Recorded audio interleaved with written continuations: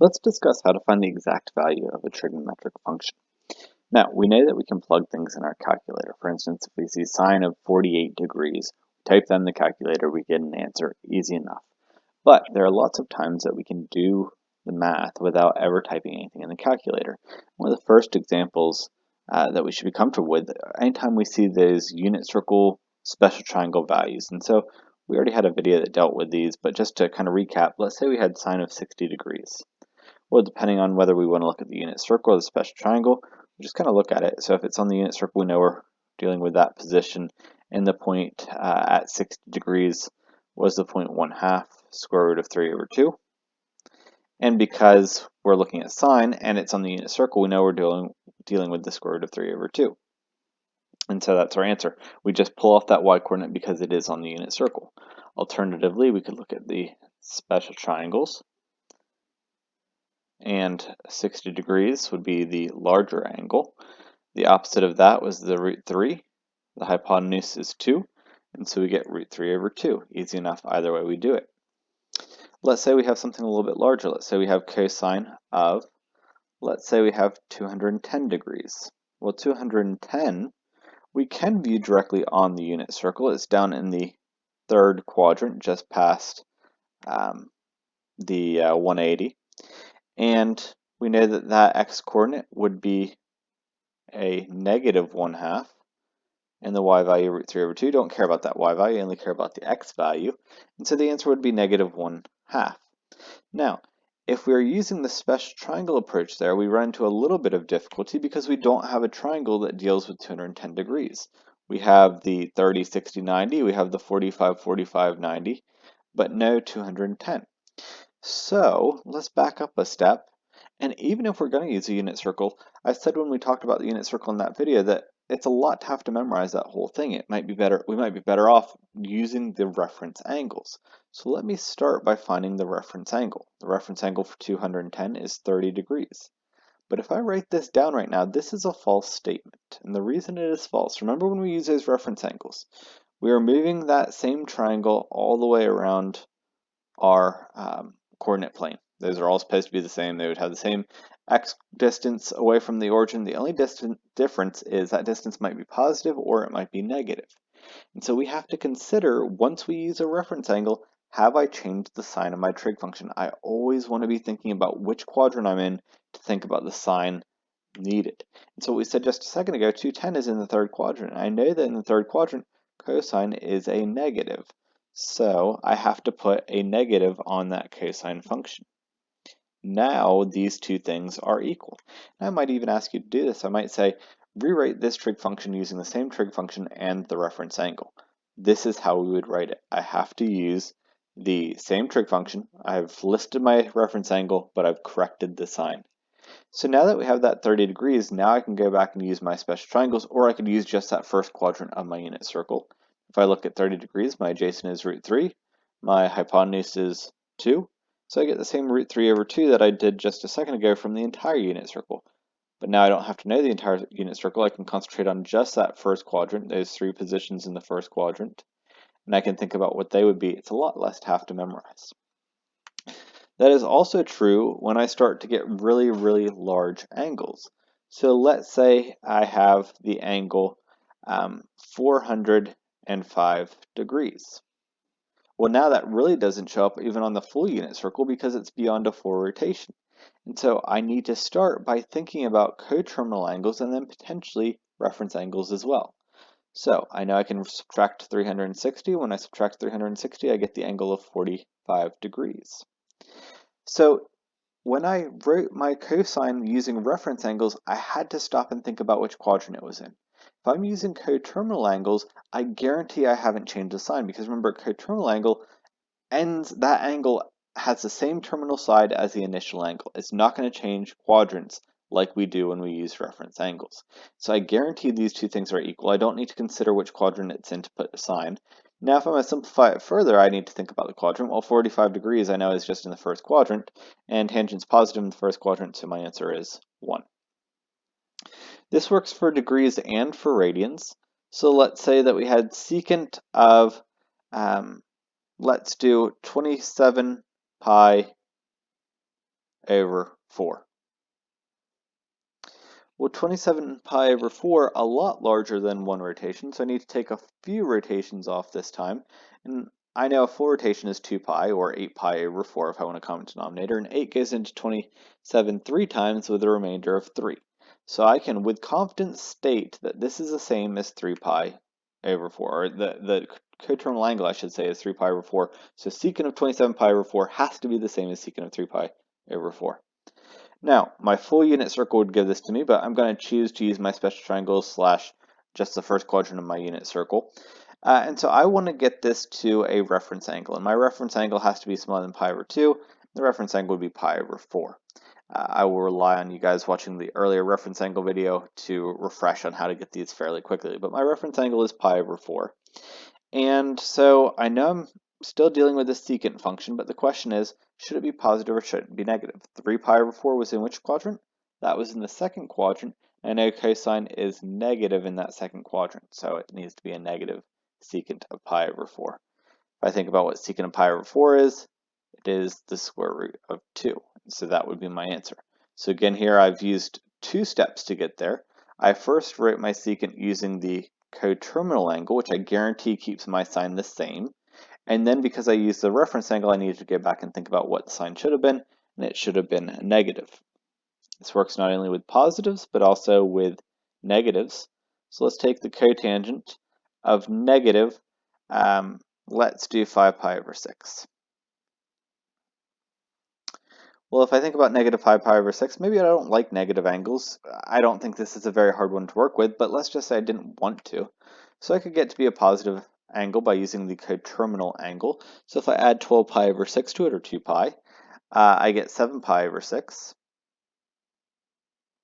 And so now I'm going to go ahead and get the reference angle. The reference angle would be pi over 6, but I can't guarantee these two things are the same. I guarantee these two are because I used coterminal angle, but these two not necessarily. So I need to think about my quadrant. This was in the third quadrant. I know that cotangent is positive in the third quadrant. So even though I use the reference angle, I'm not going to put a negative like I did in the previous example because the quadrants are both positive. In the third and the first quadrant, they're both positive. So now I need to think about my pi over 6 or my 30 degrees.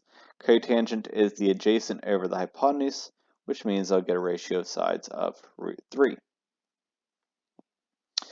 So very easy to get an exact value if we're dealing with a special triangle or unit circle. And again, they come hand in hand. We can do either for the most part, other than the quadrantal angles.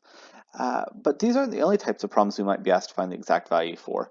So for instance, we might see a problem given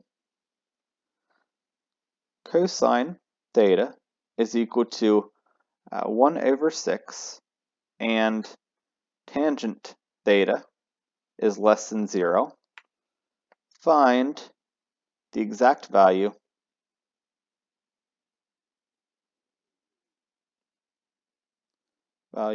of, let's say, the cosecant of theta. Well, here, the 1/6 doesn't appear anywhere in my unit circle, so how am I supposed to find the exact value? I thought I could only find exact values for the unit circle. Well, that's absolutely not true, right? Anytime I'm given a trig function, that is giving me the ratio of sides. If I see cosine of theta is equal to 1 over 6, that's telling me what those sides look like. Cosine is the adjacent over the hypotenuse, so I know 2 of the 3 sides of the right triangle. How do I find the third? Well, I can use the Pythagorean theorem. So the Pythagorean theorem says, well, let me just name that y for half a second to be able to find it. It says take the one side, square it, take the other leg of the triangle, square that, and then take the hypotenuse, square that on its own side. If I were to solve for y squared, I'd have 36 minus 1, which is 35. And then taking the square root of that, I get y to be the square root of 35. We always want to try and simplify as possible. 35 is 7 times 5. That doesn't simplify. There aren't any like factors. But really here, I took the square root, which means I should have put a plus or minus in front. So which one do I choose? And this is where that seemingly a little bit of random information comes in really useful. If that's being given to me for some reason, that must be very important. The reason for it is, remember what we set up here. We have to consider the quadrant. we always need to consider the quadrant of the angle to determine whether the functions are positive or negative. So if we think about our sines, we know that all trig functions are positive in the first, sines positive in the second, tangent in the third, and then cosine in the fourth. So here we see that cosine is positive. That means right now could be in the first or the fourth. We also see that tangent is negative. Well, that occurs in the second or the fourth. Well, where does it have to be then? Must be in that fourth quadrant. So between the cosine being positive, tangent being negative, we know that this angle is in the fourth quadrant. So if we think about what y will look like in the fourth quadrant, it must be the negative. So we know that that y value is going to be negative. Now, how does that help me? Again, we're trying to find cosecant. We know what cosecant is in terms of ratios of sides. Cosecant is equal to the hypotenuse, which we know is 6, over the opposite, which we just found to be the negative root 35. Now, it would be nice to rationalize this, and I can do that by multiplying by the root 35 on top and bottom. And so we get cosecant theta to be 6 root 35, all over 35. And I should note that it is still a negative. I'm just going to pull that negative to the front, so let me create a little bit of room there. Doesn't matter if you put the negative on top or bottom, or if it's just out front. It's the same thing either way. So there's the cosecant of theta. We could do that for sine, for cotangent, for tangent, for secant, any of the trig functions I could find that same way, setting up that triangle.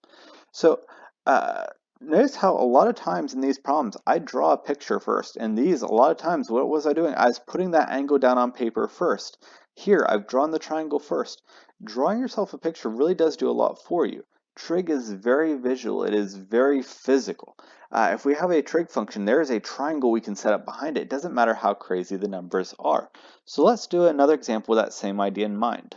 Let's find the values of all 6 trig functions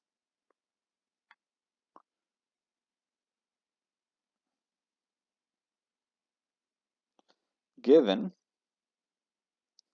that, let's say, cotangent theta is equal to 21 over b, and sine theta is less than 0. First thing I'm going to do, I'm going to draw out the triangle. I know theta is my angle. I will know the exact values of those 6 trig functions. I know trig functions are just ratios of sides. I know that cotangent is the adjacent over the opposite, so that must mean my adjacent is 21 and my opposite is b. What kind of funny values there? B, we don't know what it is, it's just some constant, but it's a value nonetheless. So I know that the value of this side is b, and so I know I can get to the hypotenuse by taking, I'll call it hypotenuse, by taking the square root of the first squared plus the second squared. And so we get the square root 21 squared. Let me break out my calculator real quick. When I take 21 and square it, let's see.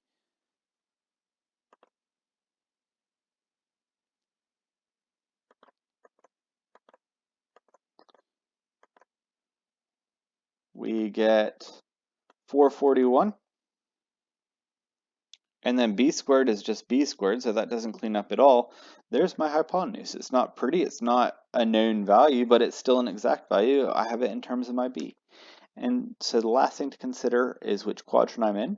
Cotangent was positive, that occurs in the first and the third. Sine was negative, that occurs in only the third of those 2 options. So we do know that we're in the third quadrant. And so if we think about the third quadrant, I'm going to define all my 6 trig functions. A lot of times I just like to write these out. Even though I already know what the cotangent is, I'll write them all out just because it gives me that formatting, allows me to see them side by side. Putting the reciprocals next to each other so that way I make sure I get them just flipped over. So because I know it's in the third quadrant, that tells me sine's negative, cosecant's also negative, secant's also negative, Cosine's also negative. Also, let me point out one other thing too while I'm at it. Notice how I don't just write sine equals. I sometimes say that, but that's a little bit sloppy. We always are taking sine of the angle. We need to write the angle in there. If we don't write the angle in there, that's like you telling me the square root is equal to 3. Well, great, the square root of what? You haven't told me what we're taking the function of. So we always need to make sure that we are writing that angle in there, sine of theta equals. And so now we know that the opposite is equal to b. The hypotenuse is square root of 441 plus b squared. And we could rationalize that. I'm not going to in this video, but that wouldn't add a whole lot of extra time. Cosecant, we just flip that over, so we have the square root of 441 plus b squared. Secant, or let's start with the cosine. Cosine, the adjacent was 21 over the hypotenuse, which we found to be 441 plus b squared.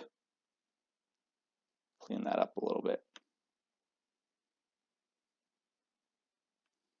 21 over 441 plus b squared. And then if we take the reciprocal, I never wrote my denominator on my cosecant either, it should have been over b. And so then when we take the secant, we get the square root of 441 plus b squared, and that whole thing is over the 21. And then finally the tangent and the cosecant. Well, my tangent is my opposite, which is b over the 21, the adjacent. And then this cotangent should be 21 over b just based on flipping it. Let's see if that's the same thing. Yep, that's the exact same thing that it told us it was equal to. And so that looks good.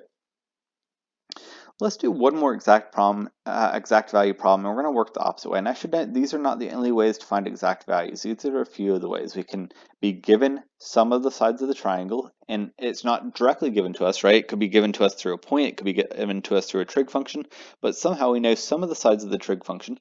We're asked to find the other trig functions.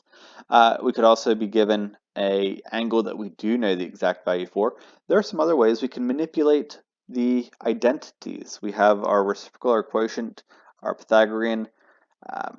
We have 5 in total, even odds, and I'm leaving one out. Reciprocal function, even odds, Pythagorean, quotient. I got them all that time. So we could manipulate those in a way to get us to an exact value. The Pythagoreans oftentimes being the most helpful for that. And then down the road too, I should add that we're going to have a lot more ways to get exact values. We're going to have a bunch of formulas in this trig class, sum and difference formula, the double angle, half angle formulas. All these different formulas are going to allow us to get to exact values in additional ways. But before I leave this video, for right now, what I want to look at is getting an angle. And so if we're told something like sine theta is equal to 1/2, let's find theta. Whenever possible, we do want to find exact values. And so we've done some problems already where we've had to find that angle using the inverse trig function. So maybe we had sine theta is equal to 0.73. Well, we don't know exactly when that happened, so we have to rely on the calculator to tell that to us, and we'd take the inverse sine. But let's say we have something that we can find the exact value for, this 1/2. And how do I know I can find the exact value for this 1/2? Well, this should look familiar to us from either the unit circle or the special triangles. You guys haven't been able to tell, I always prefer my special triangles, but it is really up to you. Whatever you prefer, we just need to be comfortable with one of the two, and we should have those values memorized. We will need to use those so much in this class. We need to have them memorized, and you're going to need them in calc and plenty of math classes. So we need to have these values memorized. So if we think about when that 1/2 occurs, we know it occurs in the triangle related to the 30, 60, 90 degrees, or pi over 6, pi over 3, and pi over 2. And because I want sine opposite over hypotenuse, that tells me I'm looking at an angle of 30 degrees. And so I'd say, hey, my angle is 30 degrees. And that is 100% correct. I could also say pi over 6. Doesn't matter. But that's not it. Because sine is positive not only in the first quadrant, but also in the second quadrant. And so if we think about 30 degrees, the reference angle 30 degrees in the second quadrant, that would be an angle of 150 degrees in the second quadrant. Or we could also say that is the same as 5 pi over 6. So we have two answers, 30 degrees or 150 degrees, and pi over 6, 5 pi over 6, not two more answers, it's the same answer just in a different format. The same way we have degrees in Fahrenheit doesn't mean we have two different temperatures, it's the same thing just in two different formats. But we do physically have two different answers in 30 and 150. I'll concentrate on just those degrees for a few minutes. Those still aren't the only answers, because remember, coterminal angles will always get me back around to that same position. So this angle right here is unique in terms of being coterminal. It's a unique angle from this one over here, two different angles. But what if I took this angle right here and I spun around another 360 degrees? I could do that. I could do it again. I could do it again. I could go backwards as many times as I would like. So what that's actually telling me is that there are infinitely many correct answers in this problem. If we want to find a theta, or find the theta that makes this statement true, we have found two of them, but not all of them.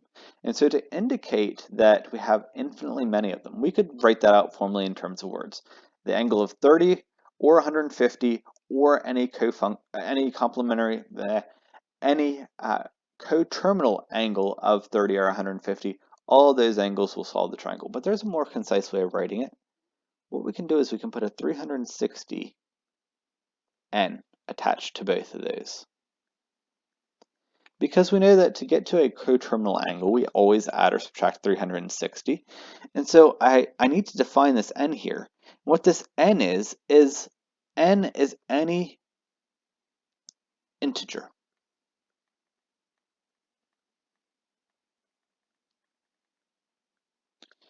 So we have 360n, n times 360. N being any integer, any whole counting number or negative counting number, means that we can just keep adding this 360 as many times as I want. So if I had one rotation, I'd have 1n, meaning plus 360. 2n, I'd have 720, 2 times 360, that'd be 2 full rotations, 3 full rotations, 1080. We could subtract 360 because n can be negative. We could subtract 270, 720 rather, we could subtract 1080. We can subtract these any number of times that we want on both of these angles, giving me that infinite number of solutions. Both of them should have the n. Infinite number of solutions. Same on the pi over 6. But here I can't use 360, I have to use 2 pi n. Because if I'm dealing with radians, I better be consistent. I better deal with radians. And so either way, we will get to those infinite solutions. N is any integer, which allows me just to continue finding more and more solutions. We know how coterminal angles work. We can't forget about those coterminal angles when we're looking for theta. Now, maybe the problem says find theta when the angle is between 0 and 360. Well, great, then I don't have to worry about this. I only have the two solutions. But until that happens, I need to have that plus 360n there. Common mistake I see is trying to put them into all four quadrants. That will rarely happen if we have the positive case. Sine is only positive in two quadrants. If we have the negative case, only negative in two quadrants. The only time we would want to have all four quadrant angles, the reference angle moved to all four quadrants, is if you had a plus or minus in front of that 1/2, which you might see examples of that. But if we have a positive or a negative, we need to be aware of the quadrant that we need to be in, and we need to remember, until we're told otherwise, we should have every coterminal angle.